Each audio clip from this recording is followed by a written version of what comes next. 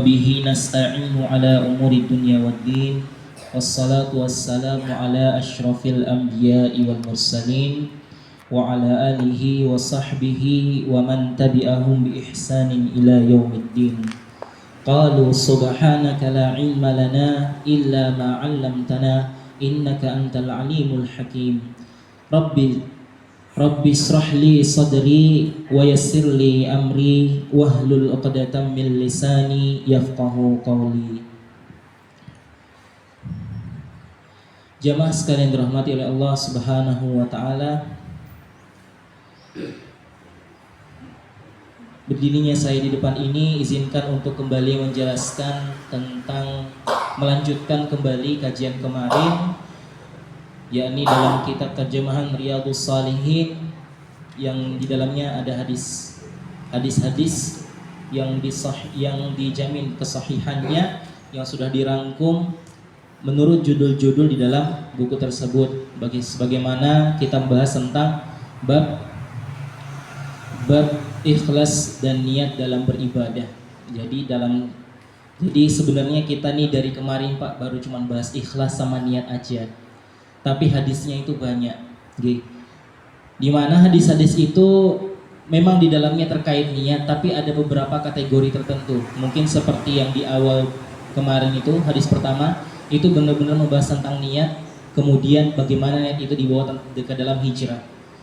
Yang kedua, bagaimana pentingnya niat itu ketika jamaah lihat sekalian, dan mungkin saya akan masih meneruskan hadis kedua. Karena kemarin itu sedikit mepet waktu sehingga saya langsung ke inti hadisnya. Mungkin bisa saya sedikit jelaskan karena ada beberapa dalil yang mungkin harus disebutkan, yang mungkin bisa membantu pengetahuan jamaah sekalian bagaimana dalam menyikapi hadis ini terkait ikhlas dan niat dalam beribadah itu sendiri. Baik jamaah sekalian, mohon maaf saya ngulang lagi di bab 2, tapi insya Allah ada tambahannya. Kemarin kita sambil murajaah sambil diulang sedikit. Jadi hadis kedua itu membahas tentang, saya langsung ini gambarannya ialah Rasulullah menyampaikan dan Aisyah radhiyallahu anha mendengarkan. Rasulullah menyampaikan bahwa ada sekelompok pasukan yang akan menyerang Ka'bah. Waktu dan tempatnya entah itu akan terjadi di masa depan atau di masa lalu tidak dijelaskan. Maka ketika saya telusuri lebih dalam disebutkan itu bahwa kemungkinan yang disebutkan di sini pasukan yang menyerang Ka'bah itu bukanlah Abraha. Abraha itu sudah selesai urusannya. Bisa jadi juga hadis ini adalah mengutamakan tentang niatnya itu sendiri. Saya lanjutkan. Kemudian Rasulullah menjelaskan bahwa ada sebuah pasukan yang akan menyerang Ka'bah, dan ketika sampai di tanah lapang, pasukan itu dimusnahkan oleh Allah. Tidak hanya pasukannya saja, tetapi siapa yang mengirim pasukan itu. Jadi dimisalkan seperti saya misalkan kemarin kota A, ya. Kota A mengirim pasukan menyerang Ka'bah. Niatnya menyerang Ka'bah. Pasukan sudah di jalan, berarti sudah ingin melaksanakan niatnya. Ketika sudah sampai di tengah lapangan, dihancurkan pasukan itu dari awal sampai belakang. Maksud dari awal sampai belakang itu ialah dari pasukan itu sampai kota yang mengirimnya. Maka Aisyah bertanya kepada Rasulullah, "Ya Rasulullah, apakah yang dibinasakan oleh Allah itu ialah orang-orang yang di pasar juga? Apakah yang dibinasakan itu adalah orang-orang yang tidak terkait dengan pasukan itu sendiri? Apakah yang dibinasakan oleh Allah itu adalah orang-orang yang tidak paham akan hal ini?"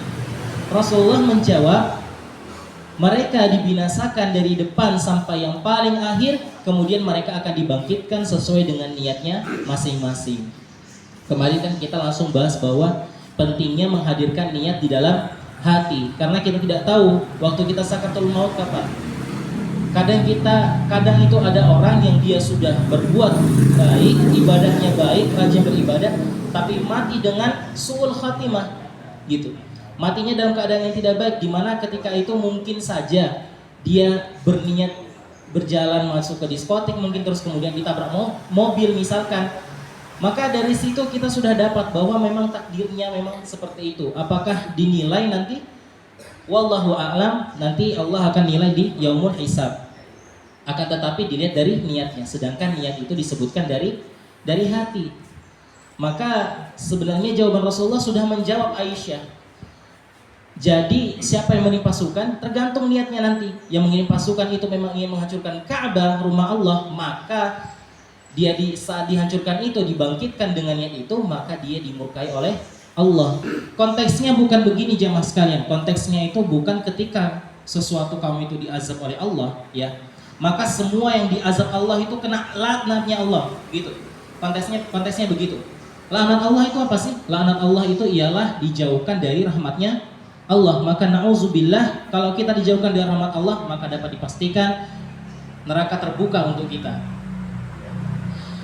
Kemudian jamaah sekalian, saya lanjutkan sedikit mengenai orang-orang yang tadi itu yang di belakang, di mana mereka itu yang tidak terkait dengan pasukan ini. Kenapa sampai Allah mengazab sampai semuanya? Ada salah satu pendapat seperti ini, karena tidak ada yang mengingkari kemungkaran di sana. Karena tidak ada yang mengingkari kemungkaran di sana. Begini jamaah sekalian, bisa jadi saat pasukan itu terkirim, ya, orang-orang yang tadi disebutkan Aisyah, ya, yang orang di pasar atau orang awam, bisa jadi mereka ketika pasukan ini keluar dari kotanya, bisa jadi mereka adalah orang-orang yang bersorak-sorai. Bisa jadi mereka adalah orang-orang yang termasuk sebagai pendukung pasukan ini dikirim keluar, walaupun tidak tahu pasukan itu dikirim kemana. Kan begitu? Ya. Maka penting seseorang itu ketika dalam hal ini, ya, kenapa? Kita harus pahami bahwa bisa jadi di kota itu tidak ada mengingkari kemungkaran, tidak ada yang menghalangi kemungkaran itu terjadi. Jadi mereka setuju-setuju saja, gitu. Setuju-setuju saja.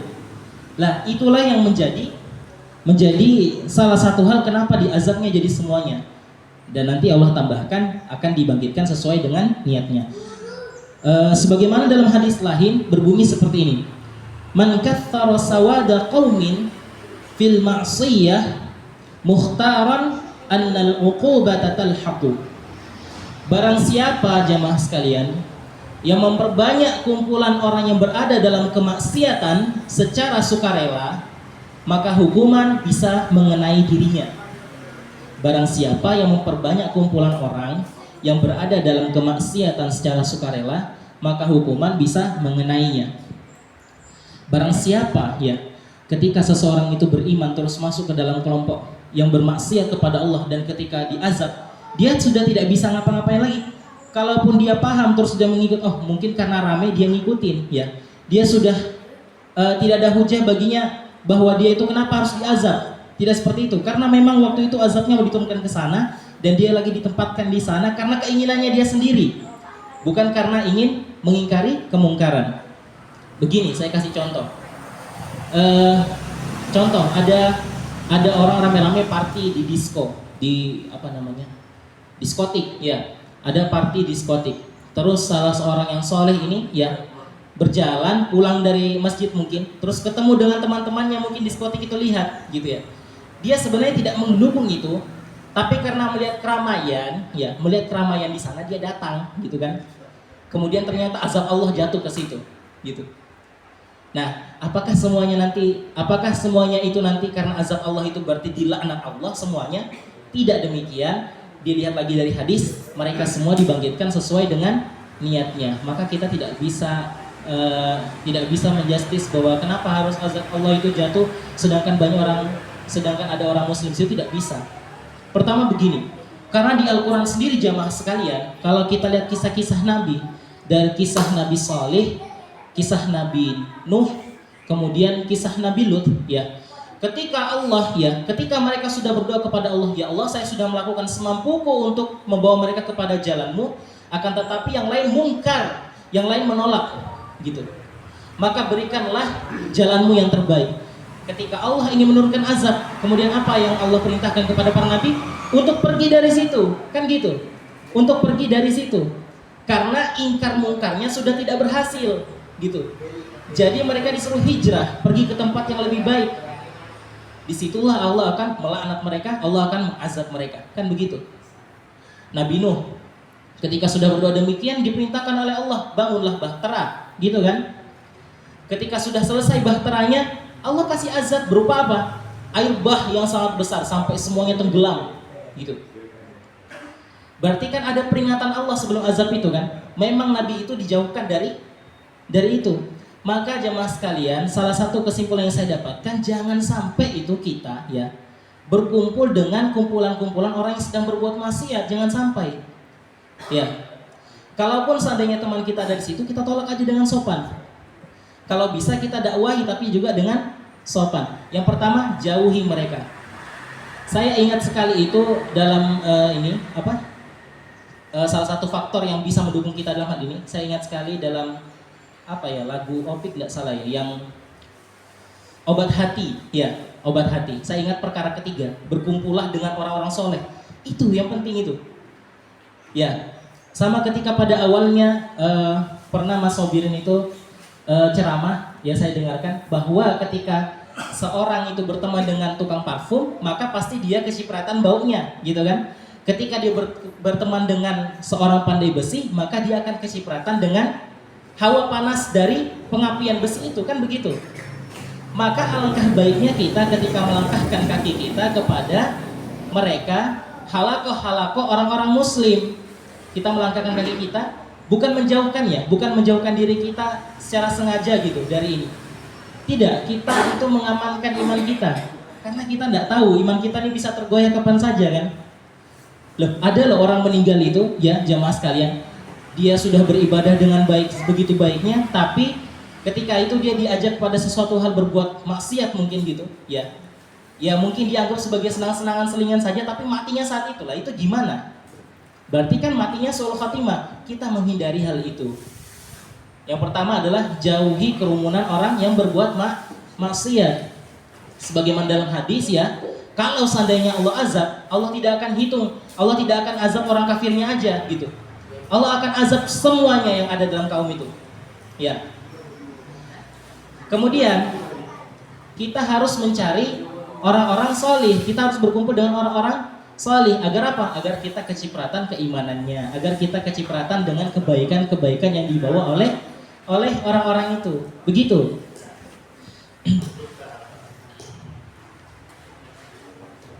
Kemudian kemarin kita sempat bahas dengan surat Hud ya, itu dijelaskan bahwa demikian juga ketika Allah mengazab orang-orang yang memang banyak mayoritas itu dia orang kafir, Allah juga tidak akan mengazab di mana ada suatu komunitas di dalamnya adalah orang-orang yang benar, orang-orang yang beriman. Sebentar saya cari ayatnya. A'udzubillahi minasyaitonirrajim. Wa ma kana rabbuka liyuhlikal qura bidzulmi wa ahluha muslihun. Dan Tuhanmu sekali-kali tidak akan membinasakan negeri-negeri secara zalim, sedang penduduknya orang-orang yang berbuat kebaikan. Allah tidak akan mengazab sebuah negeri kalau dalamnya itu ternyata banyak orang-orang yang berbuat kebaikan. Baik jamaah sekalian, itu untuk poin pertama nggih, jangan berkumpul dengan orang yang berbuat maksiat. Kemudian poin keduanya ialah yang saya tangkap ialah dalam hadis ini, siapa yang ingin menghancurkan Ka'bah akan dibinasakan oleh Allah. Kita sudah pelajari ini dalam kisah dalam surah Al-Fil ya. Ya bagaimana Allah menggambarkan mereka itu sebuah pasukan yang kokoh ya, yang datang atas utusan Abraha dan juga dikomandani oleh Abraha langsung, tetapi tidak ada kekuatan itu di hadapan Allah begitu besar ya. Ketika Allah mendatangkan burung-burung kecil yang bernama burung ababil, membawa batu-batu dari neraka kemudian jatuhkan kepada mereka, binasa seketika seperti daun-daun yang dimakan oleh ulat, kan begitu dalam surat Al-Fil. Makanya saya ambil kesimpulannya seperti itu. Siapa yang ingin menghancurkan Ka'bah akan dibinasakan oleh Allah. Kembali lagi kepada hadis ini ya, tentang niat di situ tadi. Dan bagimu apa yang kamu ambil ya, dan bagimu dan mereka akan dibangkitkan sesuai dengan niatnya masing-masing. Kembali ke situ. Poin hadisnya itu ada di situ. Jadi jangan sampai kita mati jamaah sekalian dalam keadaan su'ul khatimah, jangan sampai jemaah sekalian kita ada di antara orang-orang yang berbuat maksiat. Jangan sampai juga kita tidak menghadirkan niat dalam setiap kebaikan yang kita perbuat. Harus selalu dihadirkan, karena para ulama sendiri mengatakan itu. Aku sangat ingin selalu menghadirkan niat dalam setiap ibadah yang ingin kulakukan. Pernah kita bahas bahwa kalau cuma niatnya tok orang ingin sholat tahajud dan dia ketiduran, sholat tahajudnya itu memang tidak dilakukan, tapi pahala sholat tahajud itu akan datang kepada orang yang niat itu tadi. Lebih-lebih ketika dia melakukan sholat tahajud, maka Allah tambahkan berlipat ganda pahalanya 10-700 kali, bahkan lebih dari itu. Ya, ini adalah sebagian dari rahman dan rahimnya Allah kepada kaum muslimin. Kemudian jamaah sekalian, kita masuk kepada hadis ketiga. Insya Allah saya anggap kelar hadis kedua ini. Saya bacakan hadis ketiga. Dari Aisyah radhiyallahu anha, ia berkata, Nabi sallallahu alaihi wasallam bersabda, "La hijrata ba'dal fathil walakin jihadun wa niyatun wa idastunfirtum fanfiru." Nabi sallallahu alaihi wasallam bersabda, tidak ada hijrah lagi setelah dibukanya kota Makkah. Tetapi yang ada adalah jihad, berjuang di jalan Allah, dan niat untuk selalu berbuat baik. Oleh karena itu, jika kalian dipanggil untuk berjuang, maka berangkatlah.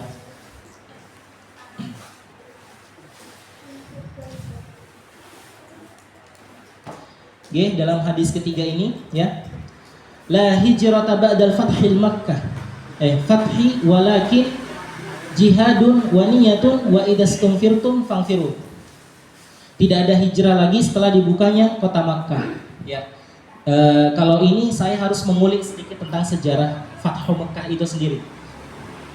Tidak ada hijrah lagi setelah dibukanya kota Makkah. Jemaah sekalian, pada tahun 8 Hijriah, ketika umat muslimin sudah kuat di Madinah dan dirasa mampu untuk menaklukkan kota Makkah, maka berangkatlah 10.000 pasukan dan berjaga di depan Makkah, sehingga nanti terjadi pembebasan kota Makkah. Fathu itu dapat berarti pembebasan atau penaklukan.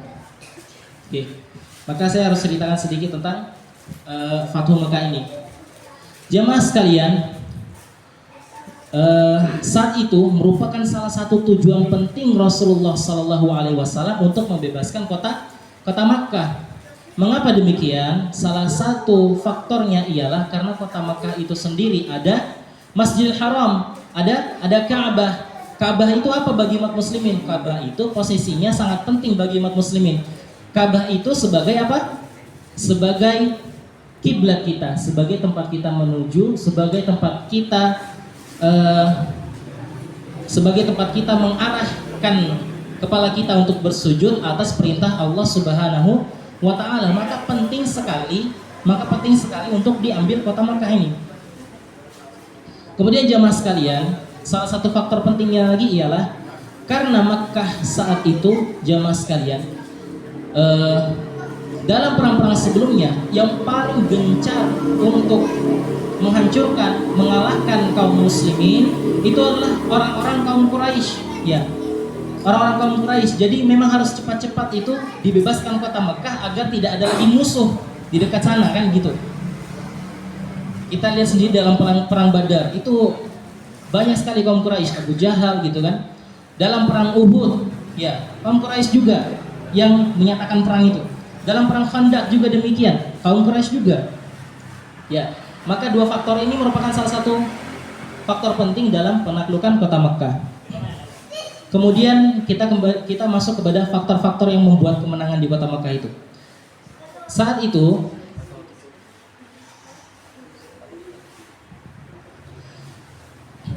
jemaah sekalian, Rasulullah berangkat dengan 10.000 tentaranya, itu tidak mengatakan ingin pergi kemana. Jadi tidak ada kabar di Makkah itu Rasulullah akan datang dengan pasukannya ke Makkah. Tidak ada. Rasulullah bilang berjihad, tapi berjihad saja, tidak tahu tempatnya pergi kemana. Ini salah satu taktik perang Rasulullah. Jadi agar Agar apa? Agar kita dalam posisi siap dan mereka itu sedang bersiap begitu. Agar mereka kocar-kacir untuk menyiapkan pasukannya dan menjadikan lemah mereka pasukannya. Dan ketika setelah sampai di setengah perjalanan, Rasulullah menyampaikan kepada para sahabatnya, kita akan menyerang kota Makkah. Ketika Rasulullah telah sampai di kota Makkah, jemaah sekalian, Abu Sufyan ya, salah satu dedengkot, salah satu pemuka kaum kafir Quraisy ya, ketika mengetahui ada perkemahan di depan gerbang kota Makkah, langsung menuju ke sana gitu. Dan mengetahui bahwa yang datang itu adalah Rasulullah dan 10.000 pasukan. Dan tidak main. 10.000 pasukan itu adalah 10.000 pasukan berkuda. Jemaah sekalian, 10.000 pasukan berkuda itu sama kayak tanker. Jadi kudanya itu sama orangnya itu adalah ahli dalam perang jarak jauh dan juga ahli dalam perang yang bisa langsung menerobos sampai ke pertahanan musuh, kan begitu. Jadi kudanya sama orangnya itu baju zirahnya lengkap gitu. Dan kudanya sendiri itu kuda yang ganas. Jadi sekali terobos pasti mati. Nah, dengan 10.000 pasukan itu saja ya, Abu Sufyan itu sudah ketar-ketir hatinya, takut. Maka datanglah dia ke kemah Rasulullah, dia menerobos, dia datang ke kemah Rasulullah bertanya, "Wahai Muhammad, kau sedang apa di sini?" Rasulullah menjawab, "Ya saya ingin memerangi kalian, saya ingin memerangi Mekah." Akhirnya terjadilah negosiasi ya. Abu Sufyan mengatakan, "Kalau kau serang kami dengan kekuatan sebesar ini, maka akan hancurlah kami. Tidak ada yang tersisa dari kami, binasalah kami." Maka Rasulullah berkata, "Maka itu saya ini ingin menyampaikan kepada kalian awalnya adalah Islam. Saya tidak akan langsung masuk ke dalam kalian. Saya akan ketika Rasulullah berperang, jemaah sekalian, selalu diawali dengan perintah untuk mengislamkan orang-orang dari daerah itu. Jadi ketika perang akan dimulai, Rasulullah itu akan mengutus seseorang dan akan meminta mereka untuk masuk Islam. Begitu dulu pertamanya. Keduanya, kalau mereka tidak mau masuk Islam, maka harus bayar jizyah. Ya, jizyah itu apa ya? Pajak ya, pajaknya. Gitu. Kalau tidak, maka diperangi. Begitu caranya Islam, gitu. Negosiasi dengan Abu Sufyan ya. Akhirnya di situ, jamaah sekalian, dalam saat negosiasi itu Abu Sufyan itu sambil juga menunggu sesaat di sana ya, dan dia menyaksikan bagaimana 10.000 tentara itu sholat di lapangan luas. Ketika dia melihat 10.000 orang itu ruku sujud ya, Abu Sufyan itu tergerak hatinya ke dalam Islam. Di situ mulai tergerak hatinya. Saat negosiasi akhirnya disepakati bahwa Rasulullah mengumumkan siapa saja orang yang masuk ke dalam Masjidil Haram maka akan aman dari serangan pasukan. Siapa saja yang memasuki rumah Abu Sufyan aman dari pasukan. Siapa saja orang yang masuk ke dalam rumahnya dan mengunci pintunya maka aman dari pasukan. Kenapa? Karena Islam tidak ingin menyerang orang-orang yang tidak berdaya, orang-orang yang tidak memiliki senjata. Yang diserang itu siapa? Yang melawan saja, kan seperti itu. Alkisah jamaah sekalian, Rasulullah berhasil masuk dan Fathu Mekah pun ya, dan terjadilah Fathu Mekah. Benar-benar kemudian pada tahun 8 Hijriah itu Rasulullah berhasil menguasai Mekah.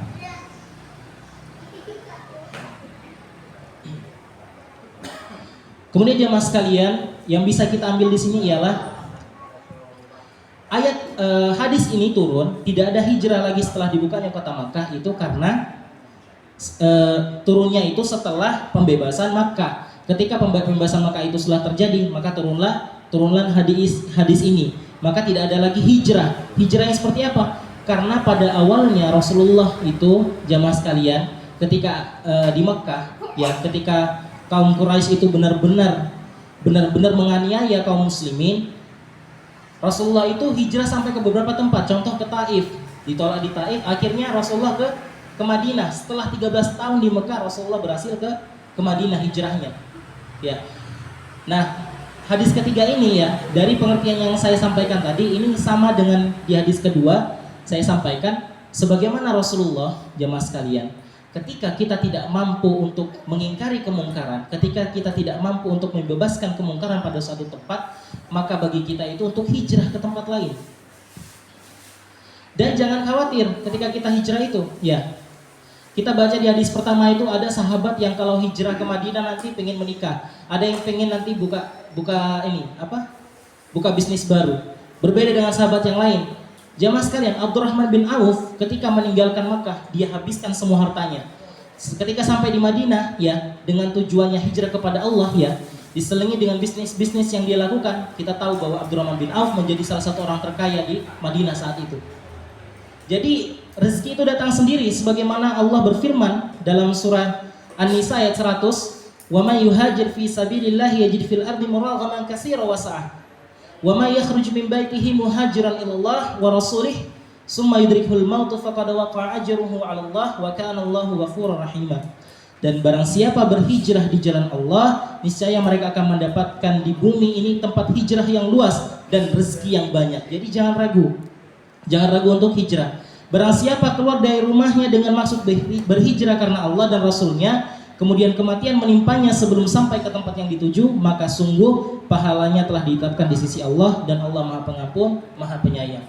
Bahkan dalam ayat ini juga dijelaskan, ketika kita hijrah terus kita mati dalam keadaan hijrah, maka pahala kita sudah ditetapkan. Itulah niat ini yang kita pelajari.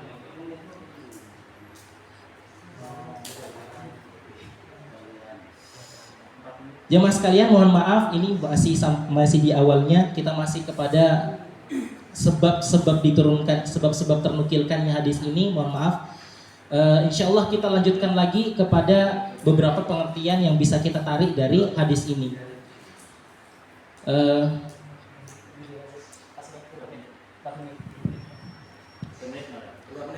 Oke, ini kalau saya lanjutkan lagi sebenarnya bisa agak lebih panjang, jadi mohon maaf kita tutup sampai sini. Mari jamaah sekalian, semoga apa yang kita dapatkan pada kajian kali ini, semoga Allah ridhoi, dan semoga Allah kuatkan diri kita, Allah lancarkan diri kita, Allah menjadikan kita sebagai salah satu orang bertakwa dalam menjalankan ibadah puasanya. Semoga Allah lancarkan ibadah puasa kita dari awal Ramadan sampai akhir Ramadan. Amin ya rabbal alamin. Dan jemaah sekalian, kurang lebihnya mohon maaf. Mari kita tutup dengan bacaan hamdalah dan doa kafaratul majelis. Alhamdulillahirabbil alamin. Subhanakallahumma rabbana wa bihamdika asyhadu an la ilaha illa anta astaghfiruka wa atubu ilaik. Wassalamualaikum warahmatullahi wabarakatuh.